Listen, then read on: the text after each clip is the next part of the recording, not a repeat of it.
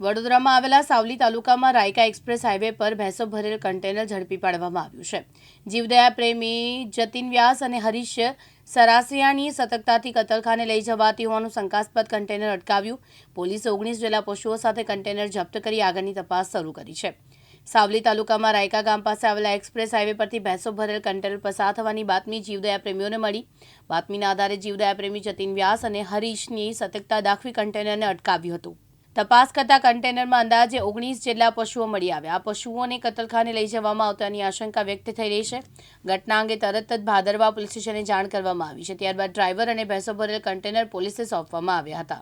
આજરોજ અમને બાતમી મળેલ કે સામરખાથી એક ટ્રકમાં 19 નંગ ભેંસો ભરીને મહારાષ્ટ્રના કતલખાને જનાર છે, જેથી અમો આજરોજ સાંજના Delhi Mumbai express highway Rayka Dodka toll tax પર આવી અને ઊભા રહેલ અને અમને મળેલ માહિતી મુજબની ટ્રક આવી જતાં અમે તેને રોકતા અમે ચેક કરી તો એમાં 19 નંગ ભેંસો ખીચોખીચ બહુ પૂરતાપૂર્વક બાંધીને રાખેલ હતી, જેથી અમે તાત્કાલિક પોલીસનો સાથ સહકાર લઈ અને ફરિયાદ અમે કરવા અત્યારે ભાદરવા પોલીસ સ્ટેશન આવેલા છે। આપનું નામ? મારું નામ જતીન જીતેન્દ્રભાઈ વ્યાસ, વિશ્વ હિન્દુ પરિષદમાં હું કામગીરી કરું છું। અઝરુદ્દીન ચૌહાણ, દિવ્યાંગ ન્યૂઝ, સાવલી, વડોદરા।